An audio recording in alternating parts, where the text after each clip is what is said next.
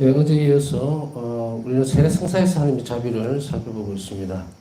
세례 성사를 통해서 우리가 하나님께서 베푸시는 자비를 얼마나 크게 입었는지, 세례는 그래서 단순히 순전히 하나님 자비의 덕분이다, 우리가 뭔가를 잘해서 그런 게 아니고 선물이라는 얘기죠. 그래서 우리를 구원하시기 위해서 그리스도를 통해서 풍성하게 베풀으셨습니다. 성령을 보내셨다 이 말이죠. 자, 그 다음에 세례에서 자연의 법칙에 따라서가 아니라 하나님의 무한하신 자비를 통하여 하나님의 자녀가 탄생한다. 자연의 법칙에 의해서 태어나는 것이 아니죠. 자연의 법칙은 순리에 따라서 태어난다는 이야기죠. 인간의 탄생과 같이. 그러나 그런 것 없이 바로 하나님 무한하신 자비를 통해서 하나님 자녀는 탄생을 합니다. 그래서 교회가 이제 세례를 베풀면 새로운 자녀들이 탄생을 하게 되죠. 이거는 초자연적인 부분들이에요. 그렇기 때문에 이건 자연적인 법칙이 아니거든요. 그래서 우리가 사실은 이제 우리가 세례를 받고 나서 많은 사람들이 하는 이야기가 이제 이렇게 질문을 하죠. 세례를 받고 난 뒤에와 그 전후에 어떤 변화가 있었습니까? 혹은 좀 어떻습니까? 이러면 대부분의 사람들이 뭐라고 얘기를 하냐면요. 좀 뭐 마음이 좀 기쁘기도 하고 안심이 되기도 하고 이런 정도예요. 그러니까 이게 자기 삶이 완전히 360도 바뀌어버렸다. 그 전에 인간은 죽었고 새로 태어난 인간의 모습, 그것이 시작되었다라는 것에 대해서 인지를 못하는 거예요. 물론 이제 세례를 받고 막 이제 시작하는 입장에서는 충분히 이해가 갑니다. 모르기 때문에. 그 마치도 갓 태어난 아이에게 너 왜 태어났냐 물어보거나 내가 보는 세상은 어떠니 물으면 대답 못하죠. 당연히. 그저 방긋방긋 웃기만 하고 젖병 물려주면 먹을 줄은 알고 그 정도예요. 물론 그렇다 하더라도 적어도 인식은 할 수 있다는 이야기예요. 제가 비유는 태어난 것에 대해서 갓 태어난 아기의 모습에 비유를 했지만, 그러나 오늘 세례로 태어나서 새로 창조된 모습, 새로운 하나님 자녀로 탄생을 했을 때 뭐가 다릅니까? 이거는 이제 유아세례와도 관련된 데가 있겠지만, 일단은 유아세례 전혀 구별 못하는 갓 태어난 아이들에 대한 이야기가 아니고, 적어도 오늘날에는 이제 인지할 수 있는 그런 나이, 그 정도를 우선 기준으로 보더라도 생각하고 말을 할 수가 있다는 이야기예요. 표현을 할 수 있다는 이야기거든요. 근데 그것이 안 된다는 이야기죠. 그렇기 때문에 이 말을 쉽게 얘기하면 이렇다는 이야기예요. 새로 태어났으니까 새로운 삶이 시작될 거야 라고 하는 것조차도 발을 디디지를 못한다는 거예요. 왜냐하면 눈에 보이는 것이 하나도 변한 것이 없기 때문에. 그러나 내적인 변화가 있다는 것에 대해서 우리가 그거에 대해서 집중을 해야 되거든요. 내가 그러면 세례를 받았으니 이제는 기도할 줄도 알고, 일단 내가 기도를 할 수 있다는 거예요. 성령을 통해서. 그러면 세례를 받기 이전의 상태와 세례를 받고 난 이후에 가장 큰 변화는 뭐냐면 기도입니다. 하느님을 아버지로 모시겠습니다 하고 선언한 것만, 그건 이제 그리스도교 신앙을 받아들입니까 하고 이제 여러분들이 세례를 받을 때 다 약속을 하죠. 그죠? 믿음으로 받아들입니다. 그 다음에 죄를 끊어버립니까 하고 끊어버립니다 하고 다 했거든요. 근데 죄를 끊어버렸을 때에 하나님 은총이 이제 들어오기 시작한다는 건데, 그러면 하나님 은총으로 인해서 내가 어떻게 변화될 것인지, 또 그 은총을 나는 어떻게 활용할 것인지 문제를 고민해보지 않았다는 얘기예요. 그전에는 내 혼자서 살고 내 혼자 판단하고, 물론 혼자 판단한다는 의미는 그렇게 복잡하게 생각할 거 없습니다. 가족들끼리, 형제들끼리, 직원들끼리 이렇게 의논하는 그런 것까지 다 포함해서. 여하튼 그런 상태에서 적어도 평준화가 되어 있죠. 사람 사이 일이라는 것은 특별한 사람이 없어요. 그 사람 사장이 됐든 누가 됐든 간에 계급적인 사회라고 하지만 인간이라는 조건에서 보면 똑같단 말이에요. 도찐개찐이에요. 그래서 그거야. 그런데 이 사람이 아무래도 예를 들어서 한 회사를 이제 운영하고 있는 회장과 평사원이라 하더라도 그 회장이 평사원보다 뛰어나진 않아요. 설사 재능이 좋고 수완이 좋다 하더라도, 머리가 뛰어나고 좋다 하더라도 초자연적인 부분은 아니라는 이야기예요. 이것을 잘 구별을 해야 돼요. 근데 세례를 받고 우리가 기도를 하면 기도를 할 수 있는 자격이 이제 주어집니다. 주어지죠. 왜냐하면 이 기도는 하나님께서 들으실 수밖에 없는 이유가 뭐예요? 당신 자녀들이기 때문에. 그러면 이제 이 통로가 열렸죠. 얼마나 엄청난 일이 벌어집니까? 우리가 세상을 살아가면서 이런 부분들이 있죠. 옛날에 지금은 다 뭐 어떻게 됐는지 확실히 저는 잘 모르지만 남한과 북한 사이에 이제 전화를 연결해서 급한 일이 있을 때에 핫라인이라고 그러죠. 급하게 전화를 통지를 해야 될 그런 부분들이 있을 때에 전화를 연결을 해서 그래 됐을 때만 하더라도 굉장히 아마 분위기가 우리나라 전체가 정말 뭔가 통일이 될 것 같고 이제 대화가 될 것 같고 이런 획기적인 전환점이 될 거다. 왜? 대화가 되니까. 대화를 할 수 있는 통로가 있으니까. 대화 내용이야 뭐 말이 되지는 않죠. 그런데 이런 상황을 좀 빗대 본다면 이제 우리는 전혀 그렇게 막막하기만 하던 데서 이 세상에서 그 하느님과 내가 통교를 할 수 있다. 더군다나 그분의 도우심 안에 있을 수 있다. 자비를 입을 수 있다. 이래 되면 상황이 달라지잖아요. 달라져 있는데 달라진 대로 살아줘야 되는데 달라진 걸 모르는 거예요. 그렇기 때문에 우리의 자격이나 조건이 바뀌었다면 내 삶을 바꾸려면 그리스도인답게 살아야 된다는 얘기예요. 그래야만 하나님께서 나를 도와주실 수 있다는 거예요. 내가 세상 속에 살아가면서 이것도 모르면서 기도도 하지 않고 하나님 자녀라는 인식도 없고 세상 속에 푹 담겨 살면서 그저 기도하러 올 때 우리가 성당이죠. 성당에 왔을 때만 신자로서 기도한다고 하나님 아버지 이러고 나가면 그냥 세상 속에 한 인물로 살아간다면 그 사람에게 하나님 은총이 따라올 리가 없잖아요. 이게 흐름이잖아. 은총은 위에서부터 내려오는 거거든요. 수평적인 게 아니에요, 은총이. 은총 자체는 선물이기 때문에. 인간 안에서는 은총이라는 얘기를 안 씁니다. 누가 나에게 아주 고마운 일을 했다 하더라도, 아이고, 저는 당신에게 큰 은총을 입었습니다. 그런 이야기 안 하죠? 뭐, 은혜라는 표현을 쓰죠? 도움을 받았으니까. 자, 여기서 제가 강조하고 싶은 것은 이제 하나님 자녀로 탄생을 했기 때문에 하나님 자녀로 탄생된 그 수준에 맞게 살아야 된다. 자비로 탄생이 됐기 때문에 자비로 살아내자. 이 말이에요. 이게 세례가 주는 엄청난 우리 신분 변화입니다. 신분 변화하면서 동시에 삶의 질이 바뀌어버린 거예요.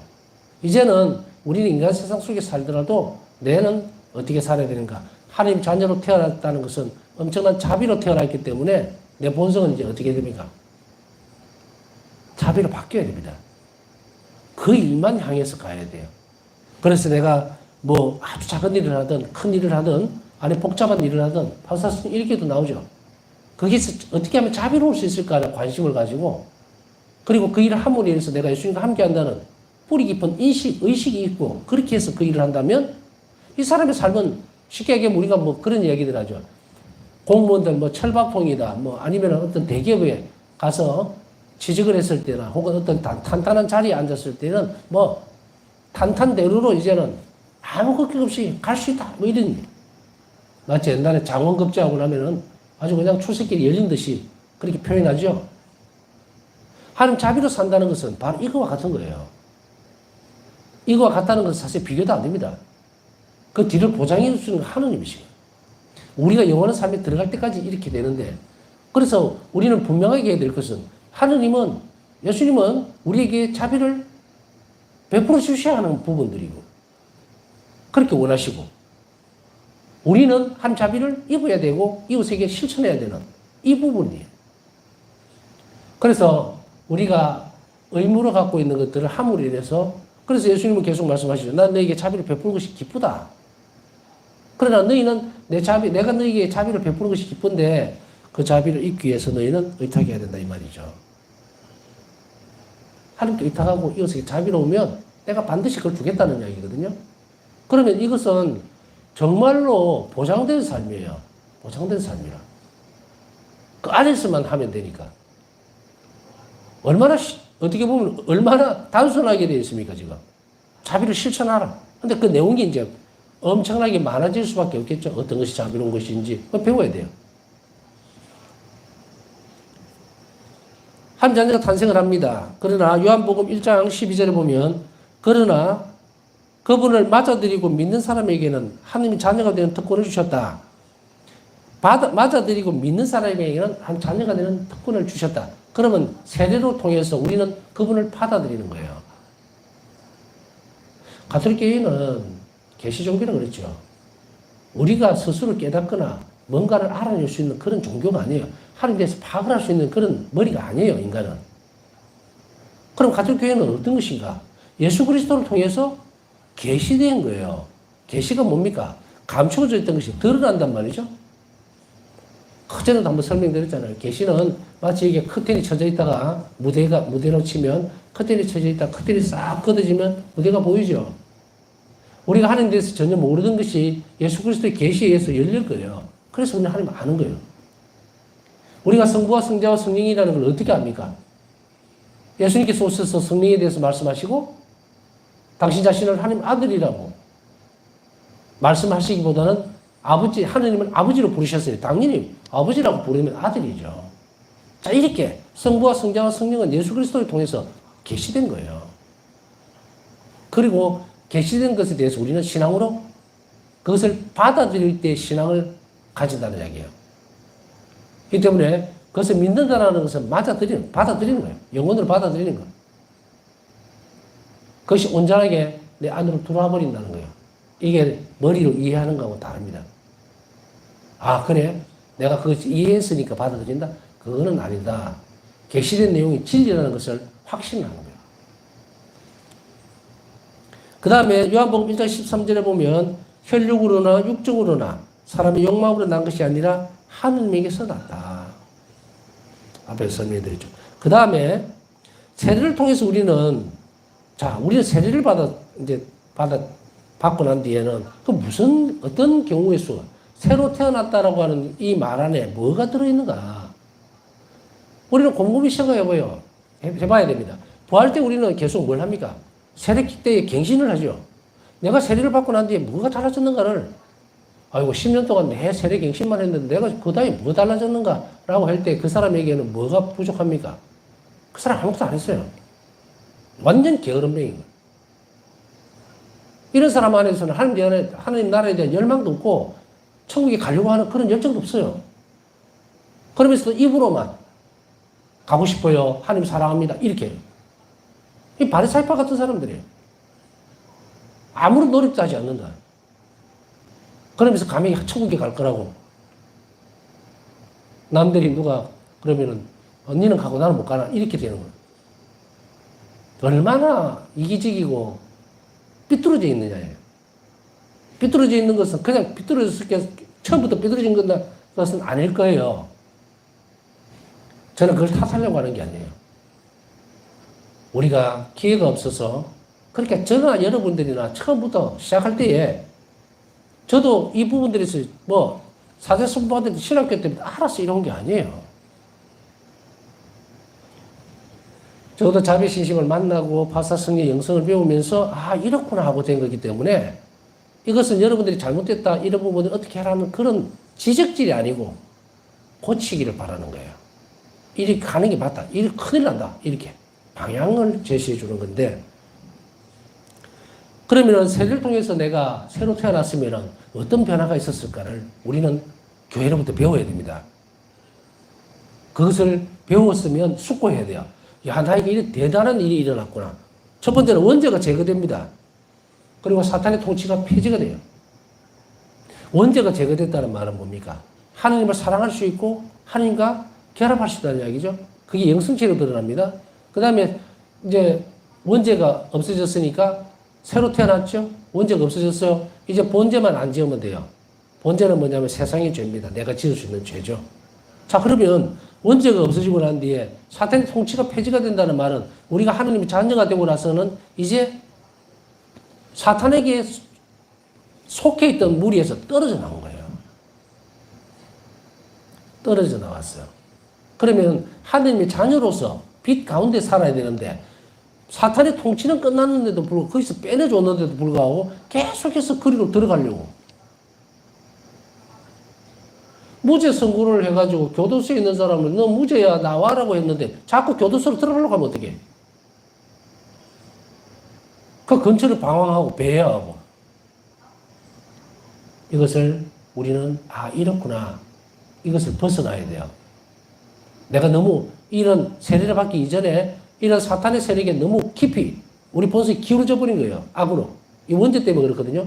그런데 이런 표현이 정확한지는 하지는 않지만 이렇게 얘기할 수 있겠죠.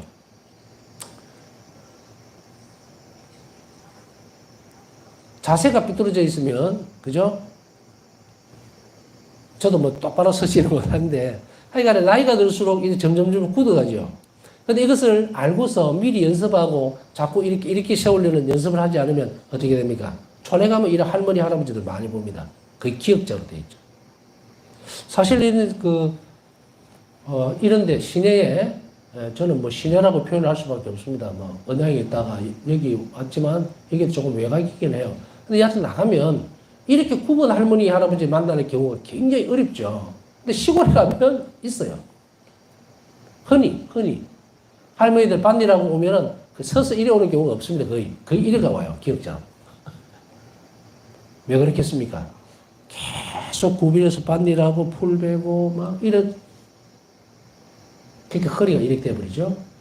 그러나 조심해서 자주 운동을 한다든지 몸을 푼다든지 이런 식으로 자세를 교정했으면 나이가 들어도 안 그래야 되는데 그걸 무시해버린 거예요. 그러니까 자꾸 서도 굶어가죠.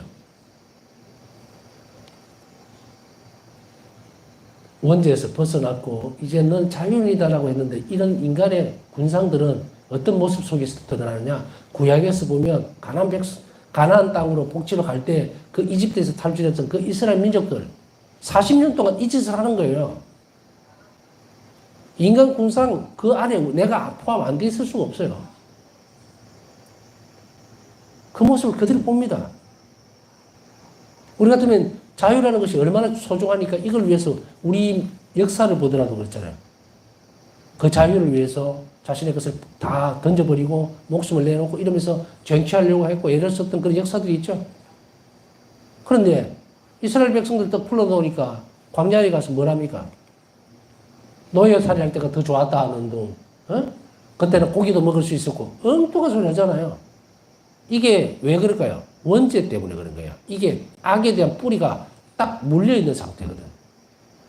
그러니까 하느님께서 마련해 주는데도 불구하고 만족하지 못하고 차라리 그냥 목줄 메고 매놓더라도 배만 부르면 더 좋았었다.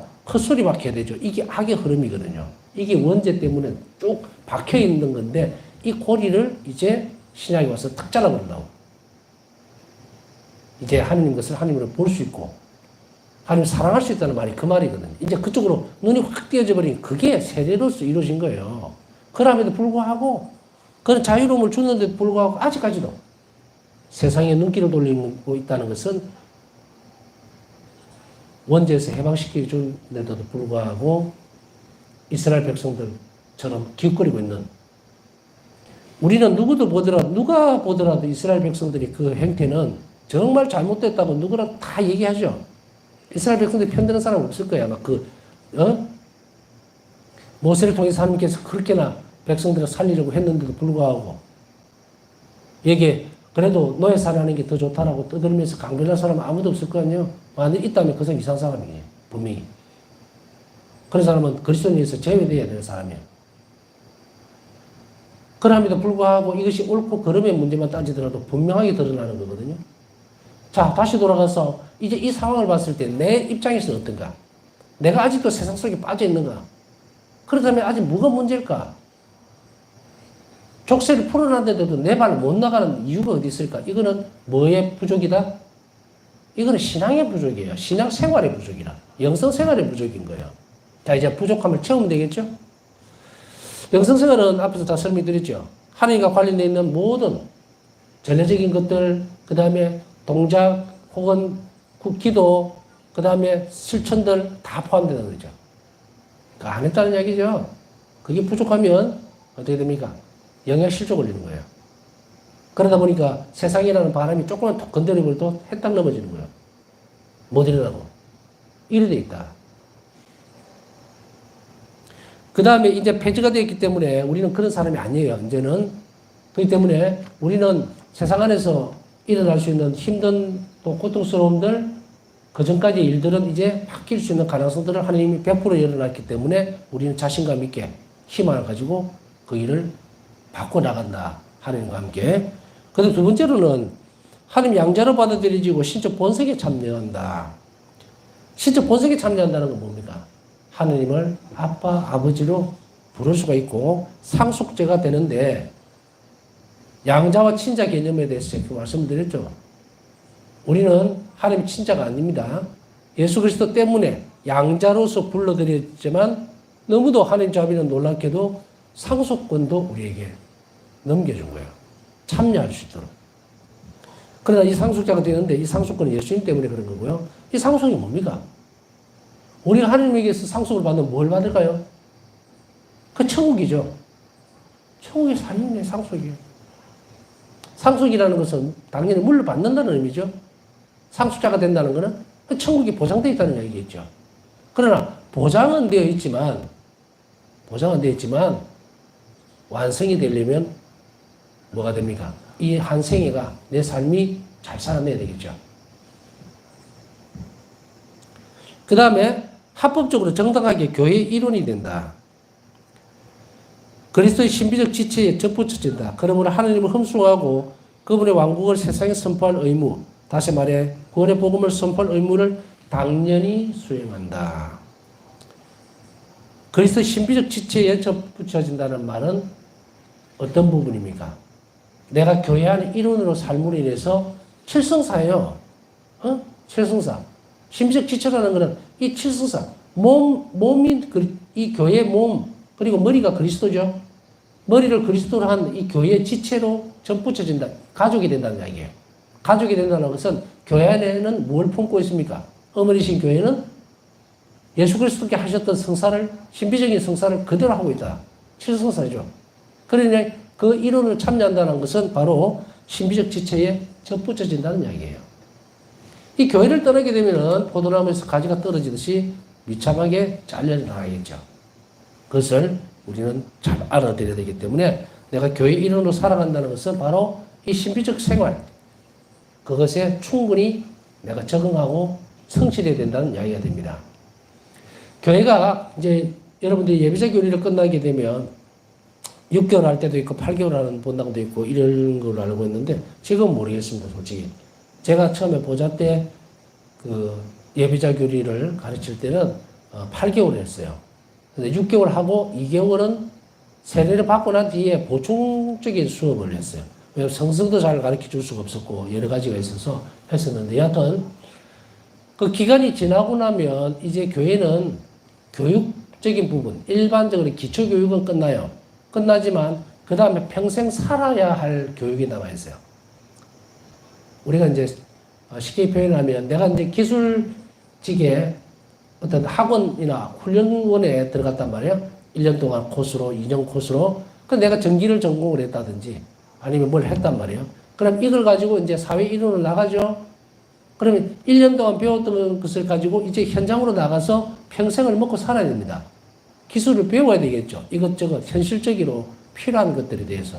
이거는 이론적으로 실습을 했지만 아주 단순한 부분만 했기 때문에 사회에 나갔을 때는 수없이 많은 그러한 이제 직업군이 나누어지겠죠. 그곳에서 현장에서 실제적으로 그걸 익히고 먹고 살아나가야 돼요. 과정이 아주 복잡하고 광범위해지죠. 교회도 마찬가지예요. 교회도 비추어서 이야기하지만 6개월 만에 교일 기간으로 기초적인 이론적인 부분만 가르쳐주지 더 이상을 가르쳐줄 수가 없어요. 물론 자발적으로 이런 책자라든지 여러 가지를 통해서 배워야 되지만 교회는 일단 이 나머지 부분들은 연장선상에 놓습니다. 6개월 동안 가르쳐주는 이유는 뭐냐면 이제 알아서 성서든 뭐든 볼 수 있다는 거예요. 그것만 가르쳐주는 거거든요. 출발점만 가르쳐줍니다. 마치 우리가 국민학교 들어가면은 기억, 니은부터 쭉 가르치잖아요. 한글 읽고 쓰고 이거 기초죠. 그것에서만 그칠 수도 있어요. 그 사실은 세상 살아가면서 한글 쓸 줄 알고 또 읽을 줄 알고 하면 거의 뭐 사는데 진짜 엄청나게 큰 지장은 없어요. 제가 사는 데라고 이야기하는 것은 직장 생활을 해야 되고 뭐 그런 거 이야기하는 거 아니고 그냥 살아내는 데는 아무 문제가 없다는 이야기예요.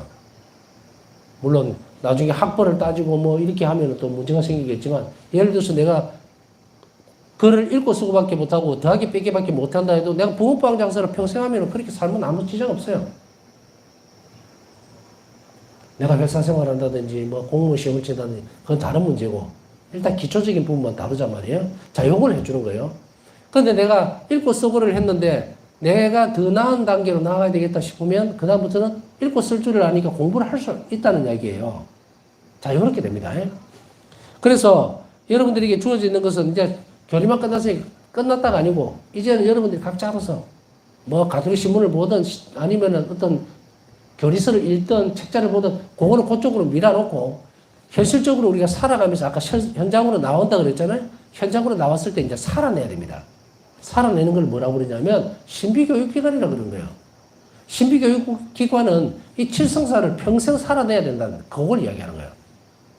그래서 신비찬에서 결합되는 것, 우리가 믿음의 눈으로 예수님을 성체 안에 있는 예수님을 그리스도를 발견한다는 것, 그리고 친교를 이루고 깊이 한다는 것, 이 전부 다 초월적인 거예요. 신비적인 부분이죠. 내가 하나님과 교류를 한다는 것 자체가 신비적인 부분이에요.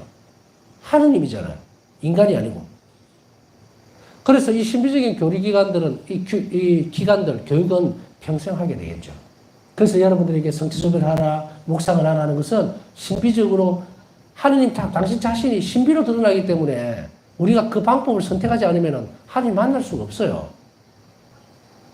그냥 우리가 일반적으로 얘기하듯이 구약에 드러나는 것 같이 환시나 환청이나 이런 걸로서 이루어진다, 관계가. 바울서서 일기에 보면 그 모든 걸 다 포기하고 있다고. 예수님께서 환시로 드러나셨던 그 순간들보다 바울서 성경을 어디로 따라가느냐면 영혼 안에 계시는 예수님 만나기 요구 우리를 이끌어가죠. 그렇다고 환시를 아주 그냥 가치 없는 것을 보지는 않았어요. 너무도 소중한 경험이죠. 그러나 그 자체가 예수님은 아니란 말이에요. 제가 여러분들 이제 이게 방송으로서 만나고 이러지만 아마도 좀 긴 시간 동안 계속 방송을 통해서 저를 보다 보면 내가 어떻다, 어떻게 생긴 사람이다, 어떤 신부다, 이런 정도는 알겠죠. 세세히는 몰라도. 그런데 그거하고 여기 오셔가지고 오늘도 손님 왔다 갔지만 만나서 얘기하고 얼굴을 보고 하는 거하고 전혀 다른 문제죠. 제 말 이해가십니까? 보고, 손신부 저랬구나, 저 있구나, 그렇구나, 목소리 이렇고, 톤은 이렇고, 말은 좀 빠른 것 같고, 이런 것으로는 알 수 있지만, 저하고 여러분들은 친분관계 하나도 없는 거예요. 그러나 예수님에 대해서 논하고, 말씀드리고 있고, 신앙적인 부분이기 때문에, 친근감은 거기서 생깁니다. 당연히 하느님 때문에. 그것 또한 신비예요. 우리가 그 사람에 대해서 잘 알고 말을 잘하고 내한테 무슨 도움이 되는 주식 투자에 대해서 정말 자본금을 불려갈 수 있는 방법을 가르치고 이렇게 해서 생기는 친밀감, 그거는 아니죠. 어쩌면은 그거는 신뢰가 생길 수 있겠지만, 근데 우리 지금 하는 날에 대해서 얘기를 하고 있고 영원한 생명에 대해서 얘기를 하고 있거든. 그럼에도 불구하고 우리가 친숙해지는 것은 바로 성령 때문에 가능한 일이에요. 그러나 아까 말씀드렸듯이 직접 와서 만나고 얼굴을 보고 대화를 하면서 하는 것은 친분감이고 친근감이 친분이 이루어지는 거예요. 관계가. 그러나 이렇게 보는 것은 오랫동안 봤다 하더라도 친근감은 느낄 수 있지만 관계가 형성은 안 된다는 거예요. 자, 이렇게 이해를 하시면 바로 우리가 교회 안에서 신비적 교육기관이라는 것, 성사생활을 통해서 어떻게 예수님을 내 영혼 안에서 만날 수 있는가, 그리고 그분으로 내가 바뀔 수 있는가, 그것을 끊임없이 찾고 노력하는 것이 바로 세례성사의 출발점이에요. 그렇기 때문에 세례성사는 인문성사지만 거기에서 그치는 사람이 너무 많다. 자, 그 다음에 그러면 견지는 세례는 인문성사라고 그랬어요. 이제 문을 열고 들어온 거예요. 그래서 공부치 안으로. 그러니까 갓난쟁이죠. 이대로 되면 어떻게 돼요? 쉽게 표현하면 악에 너무 쉽게 유혹에 빠져버릴 수 있는 가능성이 많겠죠. 우리가 이제 쉽게 표현하면 유아들 같은 게, 갓난쟁이들 같은 경우에는 뭐가 떨어집니까? 면역력이 없죠. 갓 태어났으니까. 그러면 세상이 주는 모든 것에 다 노출되어 버리는 거예요. 그래서 교회는 이제 자비롭게도 견진성사를 이제 세우셨어요, 예수님은. 그래서 견지는 이제 이 어린아이가 세상에 성령의 은사를 받고 그리고 아주 굳건하게 되는, 그래서 성인이 될 수 있는, 견지를 받는다는 건 성인이 된다는 얘기예요.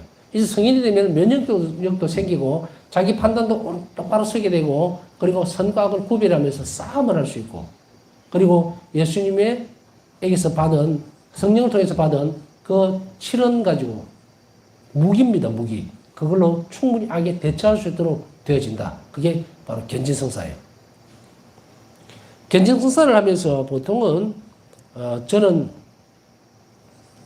원래는 역사적으로 보면 세례와 견진이 붙어 있었어요. 그런데 이것이 시대적으로 흐르면서 이 두 개가 분리가 되는데, 저는 번화신부할 때에 세례를 주고 나면은 그 다음에 한 달이나 타임을 두고는 가능하다 하면 가장 빠른 시간 내에 견진을 받도록 했어요. 왜냐면 요즘 신자들 간에 보면은 무슨 원칙이 있는 것 같이, 너 세례 받은 지 뭐 한 3년밖에 안 되나 하고 뭐 견진을 받으려고 하니 더 있어야 된다고 얘기하는데, 그건 잘못된 거예요. 거기에 대해서 특별하게 연도를 세례 받고 나서 그 다음에 무슨 좀 성장돼서 견진을 받는다? 말이 안 되는 이야기예요. 견진 자체가 라틴어로 보면 콘코르디아예요. 이거는 여러분 콘크리트 아시죠? 일반 시멘트에 비해서 콘크리트가 어떻습니까? 강도를 보면 비교할 수 없을 만큼 엄청나게 단단하죠. 그렇기 때문에 이 콘코르디아로 불리는 이 견진성사를 받아야 우리 신앙이 굉장히 견고하게 됩니다. 그래서 우리 안에 이마에 인호가 생겨요. 인호. 인호가 뭡니까? 하느님의 자녀다라고 하는 확실한 표시가 딱 주어지는 거예요. 그렇기 때문에 견진은 가장 빠른 시간 내에 받아야 돼요. 그렇지 않으니까 견진성사를 받은 사람과 또 세례만 받거든 사람 중에 냉담할 확률이 세례만 받은 사람이 엄청 큽니다. 세례를 받은 지 몇 달 안 돼서 냉담하는 사람들은 엄청 많아요. 그러니까 견진을 받은 사람들은 달라요. 자, 다시 돌아가서 예수님께서는 이 견진성사를 통해서 부어주시는 성령은 우리가 하나님의 사람임을 보증해주는 표입니다. 보증해주는 표예요. 견진을 받아야. 그러면 어떻게 됩니까? 하나님의 사랑을 완전하게 딱 됐기 때문에 그 보증이 된다는 것은 하나님께서 특별하게 보호하신다는 뜻이 됩니다. 이제 그때부터. 그렇기 때문에 우리가 꼭 이 맞는 표현은 아니지만 뭐 수도자들로 보면 유기서원과 종신서원을 볼 수 있다고 저는 생각이 돼요. 유기서원은 까딱까딱합니다. 그러나 종신서원은 뭡니까? 완전히 이제 수도원에서 종신자들은 보호하고 확실하게 뭐라 그럴까요? 방책을 만들죠. 보호를 합니다. 돌봐주고 정말 자기네 사람으로 확실하게 받아들이지만 유기서원은 안 그래요.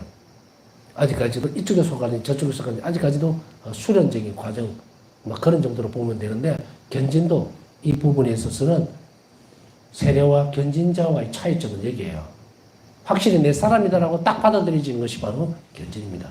그렇기 때문에 하나님 사람임을 보증해 준다는 것은 바로 견진까지 받아야 된다. 그러니까 여기에 우리가 하나님 자비를 더 알 수가 있습니다. 세례만으로는 부족하기 때문에, 부족하다는 것은 새로 태어나기만 하는 거예요. 세례는. 그러나 견진은 이제 뭡니까? 성숙한 신앙인으로서 만들어주고 보호해주고 그리고 필요한 은총들을 충분하게 베풀어주는 그 과정, 그것을 예수님께서는 하나님께서 만들어 놓으셨다. 그래서 이것이 견진성사가 또 얼마나 큰 안배며 자비인지 모르겠다라는 거죠. 예, 남은 시간 묵상하면서 오늘 기도 청하신 분들 많습니다. 한 자비를 입을 수 있도록 묵상하면서 기억해 주시기 바랍니다.